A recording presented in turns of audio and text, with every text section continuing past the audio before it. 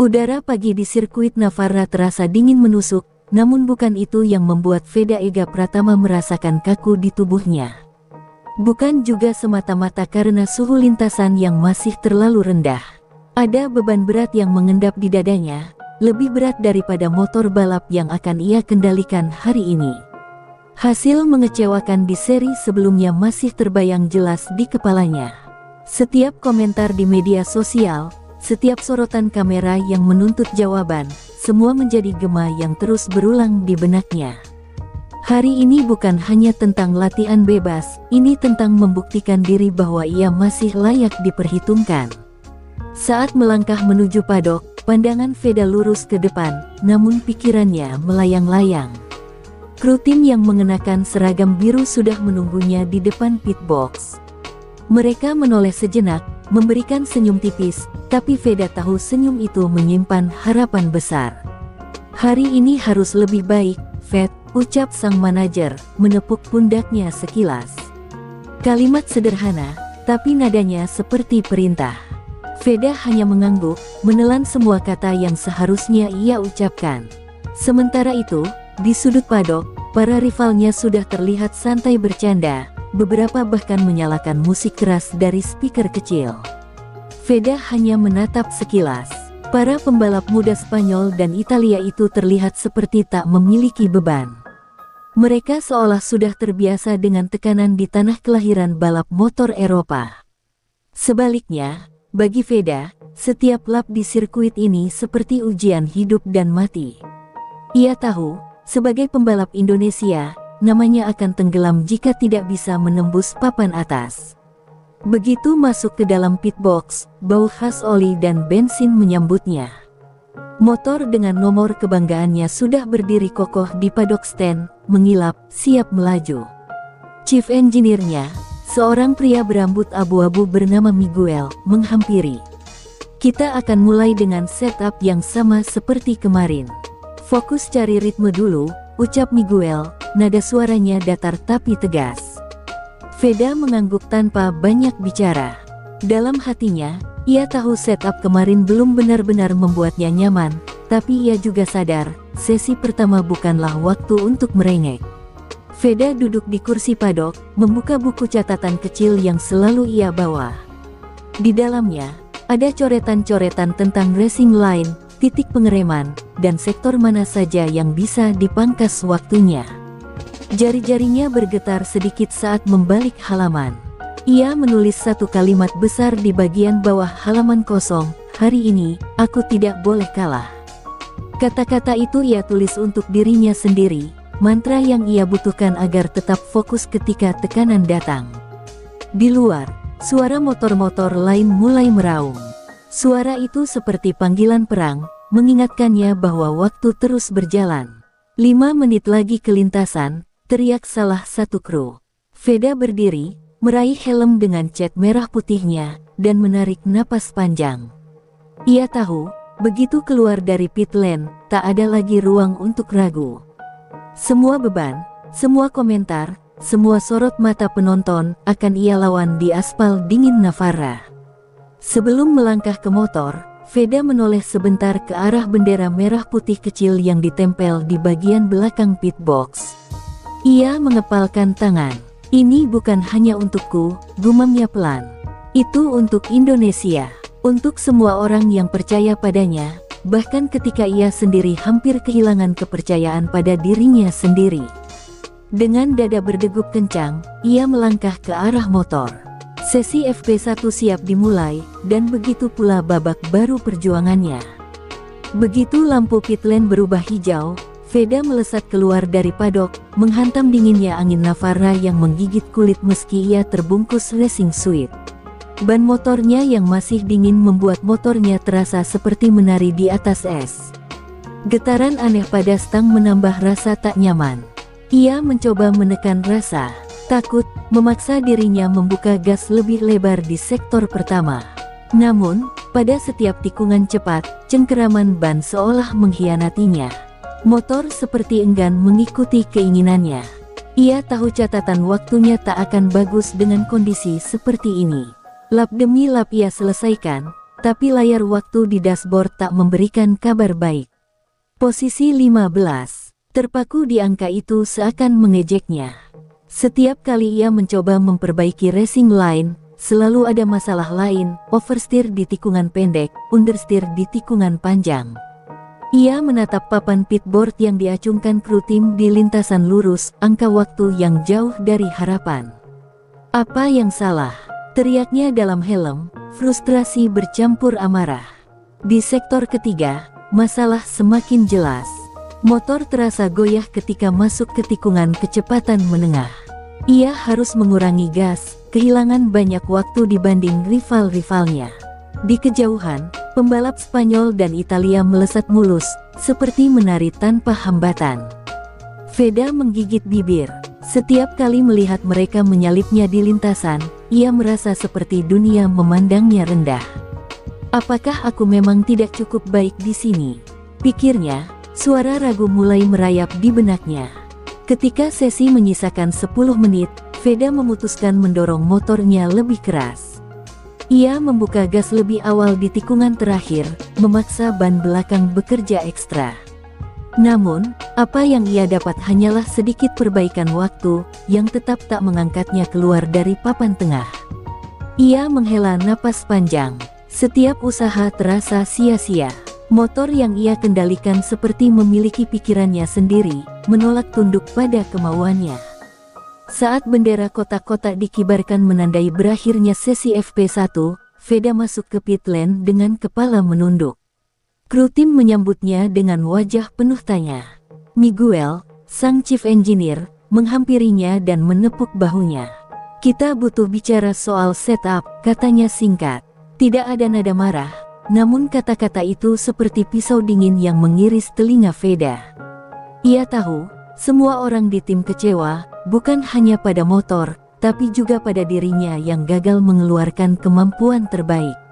Ia turun dari motor, melepaskan helm dengan kasar, dan meletakkannya di bangku padok. Nafasnya terengah, bukan karena kelelahan fisik semata, melainkan tekanan yang terus menumpuk. Di kepalanya, suara-suara kritik semakin keras, komentar netizen, harapan sponsor, bahkan bayangan wajah para pendukung di Indonesia. Semua bercampur menjadi beban yang menyesakkan dada. Veda menatap papan hasil yang terpampang di layar monitor. Namanya terpaku di posisi 15. Ia mengepalkan tinju, kukunya menancap di telapak tangan. "Tidak, ini bukan akhir.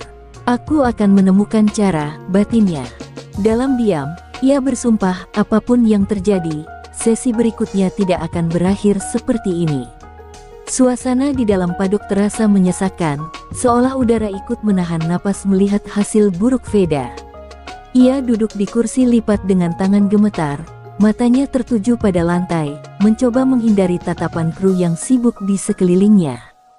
Miguel, sang chief engineer, datang dengan membawa tablet berisi data telemetri.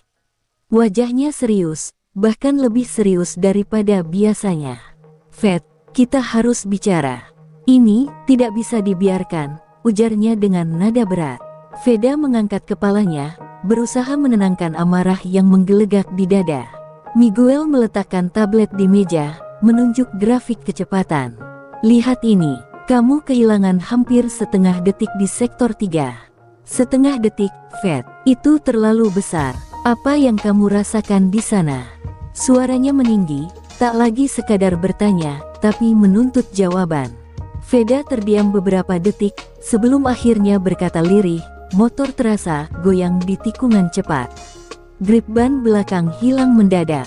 "Aku nggak bisa buka gas cepat." Seorang mekanik muda yang berdiri di sudut ikut menimpali, "Mungkin tekanan ban kurang pas. Cuaca pagi ini dingin, kita nggak sempat ajus ulang." Miguel menoleh tajam. "Itu bukan alasan. Kita harus pastikan motor ini kompetitif. Ved, kamu butuh lebih percaya diri di tikungan cepat." Ucapan itu membuat Veda merasa seperti dituduh kurang berani. Ia meremas sarung tangannya, menahan diri untuk tidak membalas. Namun, akhirnya emosinya meledak. "Bagaimana aku bisa percaya diri kalau motornya nggak nurut? Aku sudah dorong sampai limit, tapi motor ini melawan."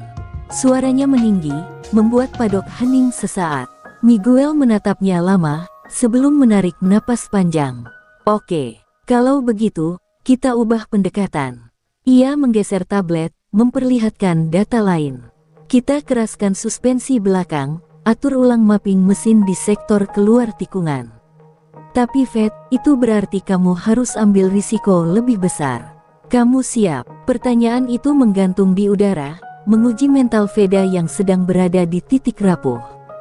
Veda menutup mata sejenak, mendengar kembali suara-suara di kepalanya, kritik, harapan, tuntutan.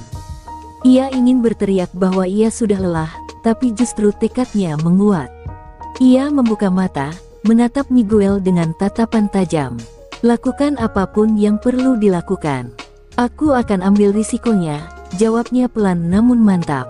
Ucapan itu membuat Miguel mengangguk.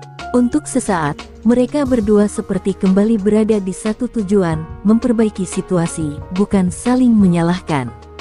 Diskusi berlanjut lebih teknis. Mereka membicarakan pilihan gear ratio, titik pengereman baru, hingga rencana penggunaan ban berbeda untuk sesi berikutnya. Kru lain mencatat setiap instruksi, bergerak cepat untuk menyiapkan motor sesuai keputusan. Veda duduk kembali, menatap motornya yang sedang dibongkar.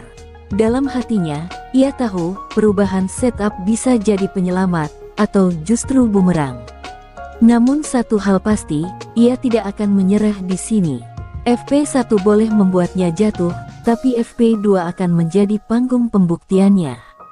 Ia menatap bendera merah putih kecil di dinding padok, mengingat sumpahnya pagi tadi. Navarra belum melihat yang terbaik dariku, gumamnya pelan, seakan berbicara pada dirinya sendiri, atau mungkin pada sirkuit yang menantangnya. Tablet telemetri kembali di tangan Miguel, sementara kru lainnya menutup pintu padok agar suasana lebih tenang. Lampu LED di meja menyinari grafik-grafik yang memenuhi layar, kecepatan per sektor, sudut kemiringan motor, dan perbandingan dengan rival terdekat. Miguel menunjuk satu bagian grafik dengan jari telunjuknya. Ini dia, katanya pelan, tapi suaranya seperti petir di telinga Veda. Sektor 3. Di sini kamu kehilangan banyak waktu, bukan cuma setengah detik, tapi bisa mencapai 7/10 di lap-lap awal. Itu alasan kenapa kamu tenggelam di papan tengah. Veda mencondongkan tubuh, menatap grafik itu lebih dekat. Garis hijau yang mewakili dirinya tampak patah-patah di tikungan cepat, berbeda jauh dengan garis mulus milik pembalap teratas. Kenapa bisa begini? Tanyanya, berusaha menahan nada frustrasi. Miguel menghela napas. 2 faktor, kamu terlalu sering menutup gas sebelum puncak tikungan, dan suspensi belakang kita terlalu lembut. Motor kehilangan stabilitas, makanya kamu nggak bisa buka gas cepat. Seorang analis data yang sedari tadi diam ikut menambahkan. Kita bandingkan dengan pembalap tercepat, lihat ini. Mereka berani buka gas 0,3 detik lebih cepat di tikungan ke-11. Bedanya kecil di kertas, tapi besar di trek. Veda mengepalkan tangan, 0,3 detik. Angka kecil yang terasa seperti jurang. Ia tahu, keberanian mengambil risiko di tikungan cepat bukan hanya soal teknik, tapi juga kepercayaan pada motornya. Dan sejauh ini, ia belum bisa percaya sepenuhnya. Miguel menatap Veda, lalu berkata, kalau kamu mau bersaing di papan atas, kita harus buat motor ini lebih kaku. Suspensi belakang kita perkeras, sedikit turunkan bagian depan biar lebih agresif di masuk tikungan. Tapi Fed, itu artinya motornya akan lebih liar. Kamu siap menahannya? Veda terdiam. Ia ingat betapa sulitnya mengendalikan motor tadi, tapi juga tahu, tak ada pilihan lain kalau ingin memperbaiki posisi. Lakukan, jawabnya tegas. Kalau harus liar, biar aku yang jinakkan. Ucapannya membuat Miguel menoleh ke kru. Kalian dengar, kerjakan sekarang, serunya. Padok langsung ramai oleh suara alat, mekanik melepas fairing, mengganti setelan suspensi, dan melakukan mapping ulang ECU. Veda hanya bisa menatap, mencoba menenangkan pikirannya. Ia tahu sesi FP2 nanti bukan sekadar latihan, tapi ujian nyali. Di sudut ruangan, Veda membuka kembali buku catatannya. Ia menulis cepat, sektor 3 tikungan 11 dan 12, lebih agresif, jangan ragu buka gas. Coretan itu terasa seperti pesan untuk dirinya sendiri. Ia tahu, perubahan teknis saja tidak cukup, mental pun harus ikut berubah. Saat motor selesai disiapkan, Miguel menepuk bahunya. Fed, motor ini sekarang akan menuntut keberanianmu. Tapi kalau kamu bisa mengendalikannya, kita bisa naik banyak posisi. Veda mengangguk pelan. Aku akan pastikan itu terjadi, jawabnya. Dalam hati, ia tahu, di FP2 nanti, tak boleh ada lagi alasan. Ini waktunya membuktikan bahwa ia bisa bertarung dengan yang terbaik. Padok yang tadinya riuh mulai hening ketika seorang pria berpostur tegap masuk perlahan. Veda yang duduk di bangku langsung mengenali sosok itu, Pak Rendra, pelatih yang pernah mendampinginya sejak masih balapan di Asia Talent Cup. Rambutnya mulai memutih, tetapi tatapannya tetap tajam, tatapan yang selalu mampu menembus lapisan kegelisahan Veda. Kau terlihat seperti anak kecil yang kehilangan mainannya, ujar Rendra pelan, tapi cukup keras untuk membuat Veda mendongak. Pak Veda berdiri, sedikit kikuk. Ia tak menyangka pelatih lamanya akan datang ke Spanyol hanya untuk menemuinya. Rendra menepuk pundaknya, lalu duduk di sampingnya. Aku dengar FP1-mu berantakan, ucapnya tanpa basa-basi. Veda hanya mengangguk, tak kuasa menatap mata pelatihnya. Aku sudah dorong sebisa mungkin, tapi motor ini nggak nurut. Aku nggak tahu harus gimana, katanya lirih, suara yang keluar seperti pengakuan kegagalan. Rendra menghela napas panjang, lalu berkata, Fed, kau ingat waktu kau jatuh 3 kali di Suzuka? Kau masih bocah waktu itu. Tapi apa yang kau lakukan? Kau berdiri lagi, bahkan sebelum orang lain sadar kau terluka. Veda terdiam. Ingatan itu muncul kembali, rasa sakit, rasa takut, dan bagaimana ia melawan semua itu hanya demi melanjutkan balapan. Kau tidak pernah menang karena motormu sempurna, lanjut Rendra. Kau menang karena kau percaya pada dirimu sendiri, bahkan ketika segalanya melawanmu. Ucapan itu menghantam Veda seperti petir. Ia menyadari bahwa sejak FP1 tadi, pikirannya dipenuhi keraguan. Ia tak lagi percaya pada dirinya sendiri. Rendra mencondongkan tubuh, menatapnya lebih dekat. Sirkuit ini tidak peduli kau dari mana, Fed. Spanyol, Italia, atau Indonesia. Yang sirkuit mau lihat adalah siapa yang berani menantang batas. Kau mau jadi yang mana? Butuh beberapa detik bagi Veda untuk menjawab, tapi suaranya terdengar lebih mantap dari sebelumnya. Saya mau jadi orang yang berani, Pak. Saya mau buktikan kalau saya pantas di sini. Rendra tersenyum tipis. Itu baru Veda yang saya kenal. Ia berdiri, lalu menepuk helm Veda yang tergeletak di bangku. Ingat, motormu liar karena dia menguji nyalimu. Kalau kau bisa menjinakkannya, kau akan naik ke atas. Kalau tidak, kau akan tetap jadi bayangan di lintasan. Veda memandangi helmnya, melihat pantulan wajahnya di permukaannya yang mengilap. Kata-kata pelatihnya membakar sesuatu dalam dirinya. Ia tahu risikonya besar, tapi ia juga tahu inilah saatnya. Tak ada ruang untuk setengah hati.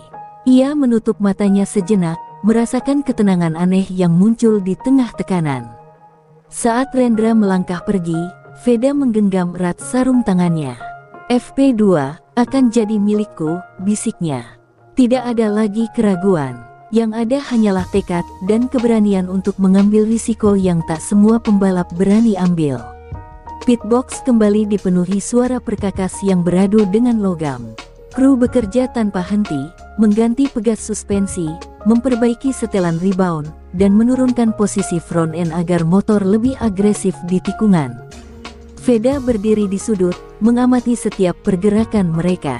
Setiap baut yang dikencangkan, setiap kabel yang disesuaikan, rasanya seperti detik-detik penentuan hidup dan mati. Miguel mendekat sambil membawa tablet telemetri.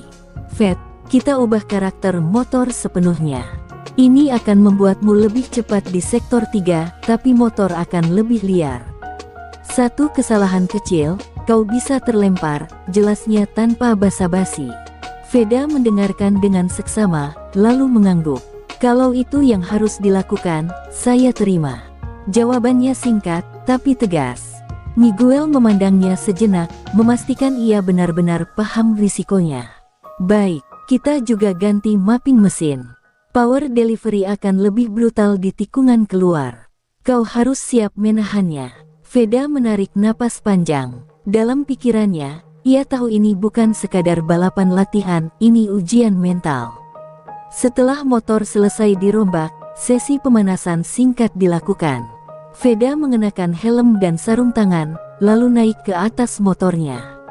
Kru menepuk bahunya satu persatu, seakan mengirimkan doa melalui sentuhan itu. Ketika mesin dihidupkan, suara knalpot yang lebih garang menggema di dalam padok.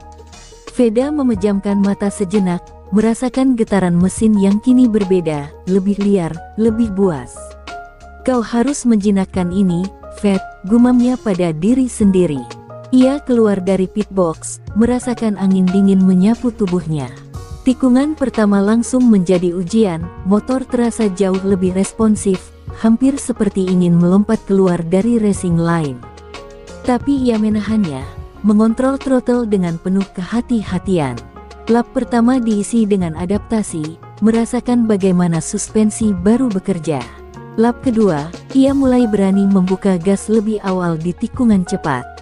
Sensasinya menggetarkan, motor yang sebelumnya terasa berat kini lebih gesit, meski setiap manuver membuatnya seolah berjalan di tepi jurang. Saat kembali ke pitbox, Miguel langsung mendekat. Bagaimana rasanya? Tanyanya. Veda membuka visor helmnya, keringat menetes dari dahinya meski hanya beberapa lap.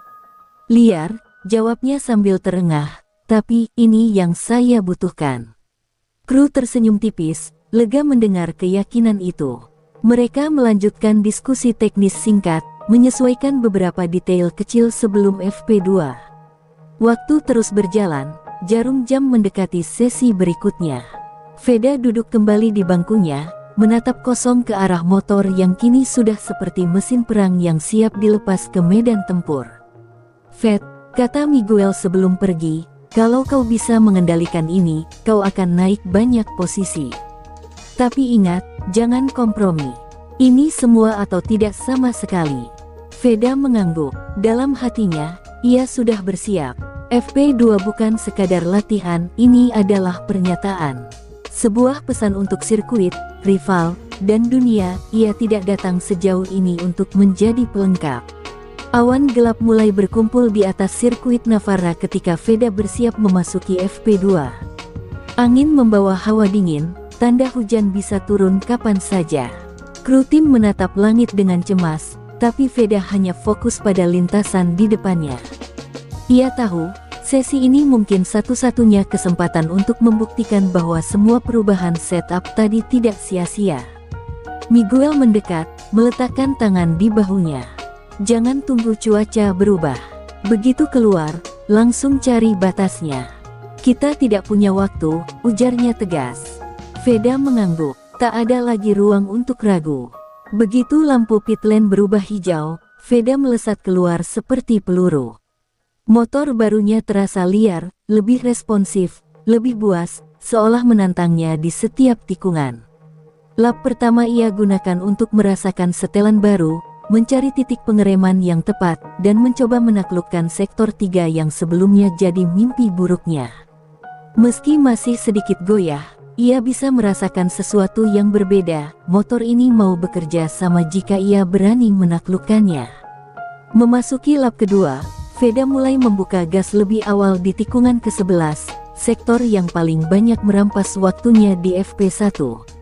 Ban belakang sedikit bergeser, tapi kali ini ia tidak menutup gas seperti sebelumnya. Ia biarkan motor menggeliat sambil tetap mengendalikannya dengan tubuhnya. Adrenalin mengalir deras. Angka di dashboard menunjukkan peningkatan catatan waktu di sektor itu. Senyum tipis muncul di balik helmnya. Ini dia, ini yang kucari, batinnya. Namun, tantangan datang ketika mendung semakin pekat. Setiap tikungan cepat terasa lebih licin, seperti peringatan bahwa hujan bisa turun kapan saja. Kru mengibarkan pitboard dengan tulisan singkat "Push Now". Veda mengerti maksudnya, dorong sekarang atau kehilangan kesempatan. Ia menggigit bibir, memutuskan untuk mengambil risiko. Di tikungan terakhir, ia membuka gas lebih cepat dari biasanya. Motor sedikit goyang, tapi ia berhasil menjaga racing line. Lap demi lap, catatan waktunya terus menurun.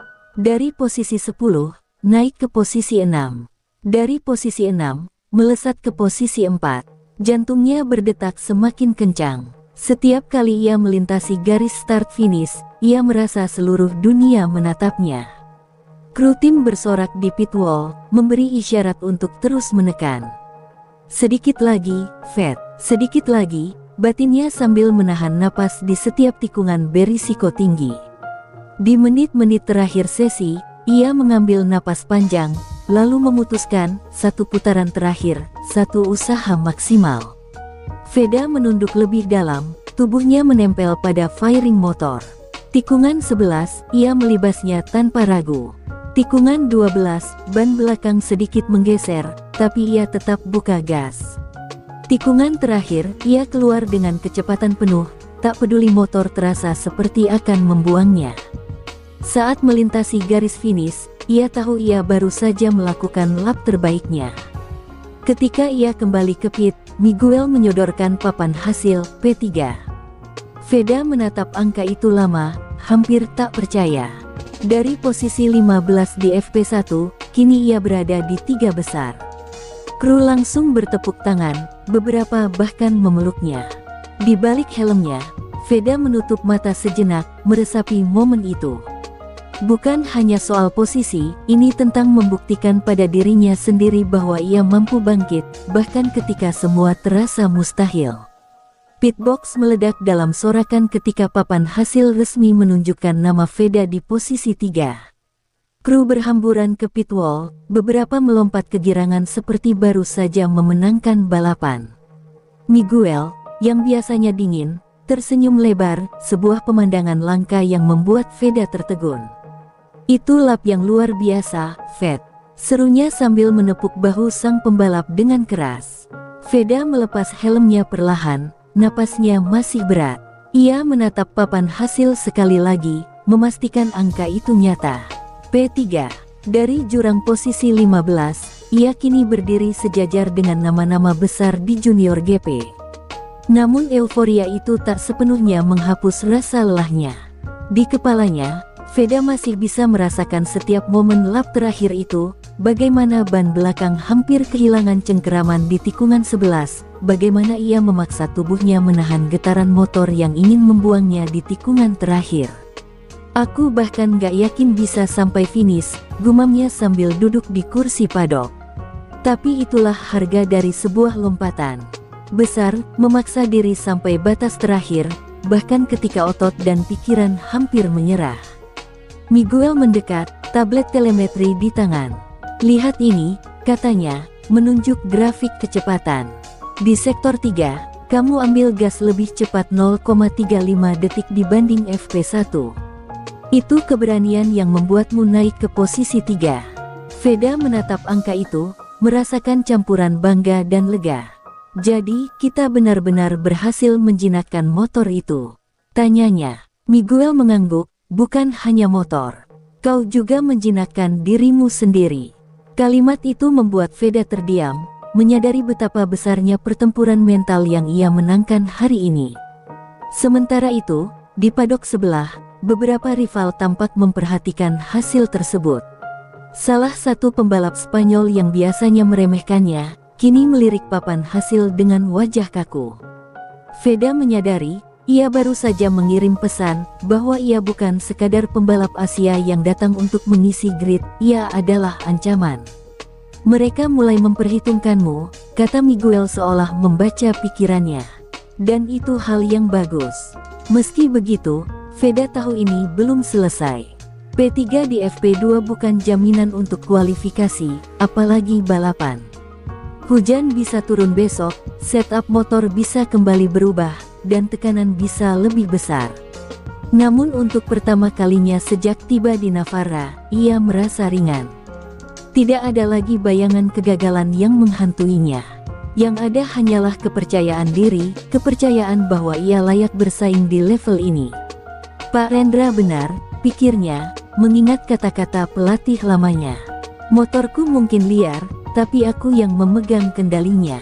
Ia menatap motor yang kini diam di padok, seolah mengucapkan terima kasih pada mesin yang tadi menantangnya habis-habisan. Setiap lecet di ban, setiap tetes keringat di tubuhnya, kini terasa sepadan dengan posisi tiga besar ini. Sebelum meninggalkan padok, Miguel menepuk bahunya sekali lagi. Nikmati momen ini, Fed. Tapi jangan puas. Besok kualifikasi, dan di sanalah cerita sebenarnya dimulai. Veda mengangguk. Di dadanya, bukan hanya ada kebanggaan, tapi juga api yang menyala lebih besar dari sebelumnya. Ini baru permulaan. Sorakan di pitbox belum juga mereda ketika Veda duduk di kursinya, mencoba menenangkan napas yang masih terengah. Kru satu persatu menghampirinya, menepuk bahunya sambil mengucapkan selamat. Kerja luar biasa, Fed. Seru salah satu mekanik muda. Namun di tengah euforia itu, Miguel tetap tenang. Ia tahu bahwa di balik P3 ini, masih ada banyak hal yang harus dibenahi. Nikmati 5 menitmu, katanya sambil menepuk pundak Veda, lalu kita bicara angka. Kata-kata itu memotong suasana kegembiraan, mengingatkan semua orang bahwa ini baru latihan, bukan akhir dari perjuangan. Di meja kerja, layar laptop menampilkan grafik telemetri yang lebih detail dari sebelumnya. Miguel mengundang Veda untuk melihatnya. Kita berhasil memperbaiki sektor 3, tapi kau masih kehilangan waktu di sektor 1. Masih ada 2 tikungan di mana kau terlalu konservatif, jelasnya sambil menunjuk grafik. Veda mengerutkan kening, mengingat setiap tikungan yang ia lalui. Itu berarti aku masih bisa lebih cepat, gumamnya, separuh untuk dirinya sendiri. Miguel mengangguk. Betul. Kalau kau berani ambil lebih banyak risiko di sektor awal, kita bisa bicara P1. Di sisi lain padok, layar monitor besar menampilkan hasil FP2. Nama Veda di posisi 3 menjadi bahan perbincangan banyak orang. Beberapa media lokal mulai mengambil foto, bahkan komentator junior GP di televisi menyebut lap terakhirnya sebagai kejutan besar dari pembalap Asia. Sementara itu, ponsel manajernya tak berhenti bergetar, pesan dari Indonesia masuk bertubi-tubi, ucapan selamat dari penggemar, komentar media, bahkan kabar bahwa namanya trending di sosial media. Semua itu membuat Veda tersenyum tipis. Setidaknya, ia sudah memberi alasan bagi mereka untuk bangga. Namun di balik kebanggaan itu, ia tahu tak semua orang senang. Dari kejauhan, Veda melihat rival-rivalnya berkumpul di padok sebelah. Beberapa dari mereka tampak menunjuk ke arahnya, berbicara dengan nada serius. Ia tahu apa yang mereka bicarakan, seorang pembalap dari Indonesia, yang tadinya hanya dianggap pelengkap grid, kini merangsek ke papan atas. Itu mengganggu ego mereka. Veda menunduk, menyembunyikan senyum puas. Bagus, batinnya. Biar mereka tahu aku di sini untuk bertarung. Rendra mendekat sambil membawa segelas air. Kau sudah mulai menunjukkan warna aslimu, Fed, ujarnya. Tapi ingat, kualifikasi besok akan lebih kejam. Semua orang akan keluarkan kartu truf mereka. Jangan terlena. Veda mengangguk, mendengarkan dengan seksama. Kata-kata itu membumi, memotong euforia yang hampir membuatnya lupa bahwa perang sesungguhnya belum dimulai. Miguel menutup laptop, lalu berkata, besok kita akan ubah sedikit setup untuk kualifikasi. Aku ingin motor ini lebih cepat di sektor 1, bahkan jika itu membuatnya sedikit lebih sulit dikendalikan. Kau siap? Veda tidak menjawab dengan kata-kata, hanya mengangguk sambil mengepalkan tangannya. Ia tahu apa artinya, besok ia harus lebih berani daripada hari ini. Malam mulai turun di Navarra, dan padok perlahan sepi. Namun di hati Veda, adrenalin masih berdegup kencang. Ia menatap langit yang kini gelap, seolah berbicara pada dirinya sendiri. Hari ini aku membuktikan kalau aku bisa bangkit. Besok, aku akan membuktikan kalau aku bisa berada di puncak. Malam di Navarra turun perlahan, meninggalkan dingin yang merayap sampai ke tulang. Padok sudah sepi, hanya terdengar suara jauh dari mekanik yang masih bekerja di beberapa garasi. Veda duduk di luar pitbox, masih mengenakan jaket tim, menatap sirkuit yang kini gelap gulita. Bayangan lintasan tadi siang kembali muncul di benaknya, tikungan demi tikungan, getaran ban, raungan mesin yang seolah masih terngiang di telinganya. FP2 sudah selesai, tapi pikirannya belum mau berhenti. Kalau hari ini bisa P3, besok harusnya aku bisa lebih, gumamnya pelan, seperti berbicara pada dirinya sendiri. Rendra menghampirinya, membawa 2 kaleng minuman energi. Ia menyerahkan satu kepada Veda, lalu duduk di sampingnya tanpa banyak bicara. Mereka terdiam cukup lama, menikmati malam yang hening. Kau tahu, kata Rendra akhirnya, posisi 3 di FP2 itu bagus. Tapi kualifikasi besok beda cerita. Semua orang akan pasang ban baru, semua orang akan menekan sampai batas. Tak ada yang akan menahan diri. Veda mendengarkan dengan saksama, menunduk sambil menggenggam kaleng di tangannya. Aku tahu, Pak, justru itu yang bikin aku nggak bisa tenang, jawabnya jujur. Rendra menoleh, menatapnya.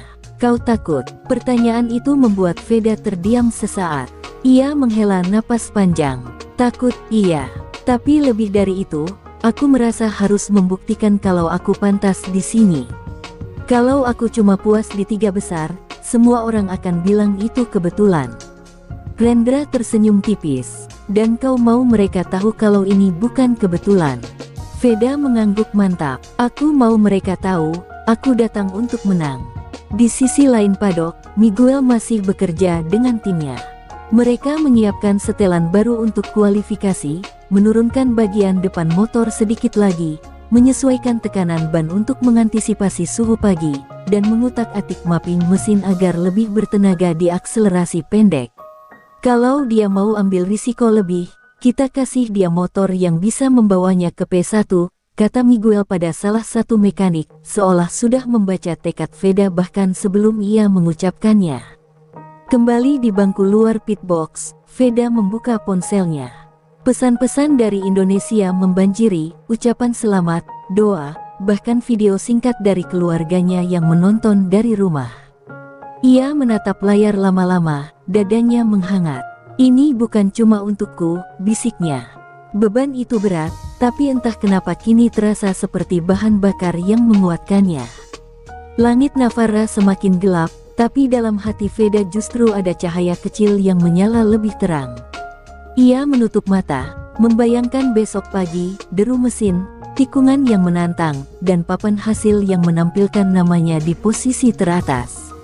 Ia tak tahu apa yang akan terjadi, tapi ia tahu satu hal, besok ia tidak akan menahan diri. Besok, katanya pelan, hampir seperti sumpah, aku akan ambil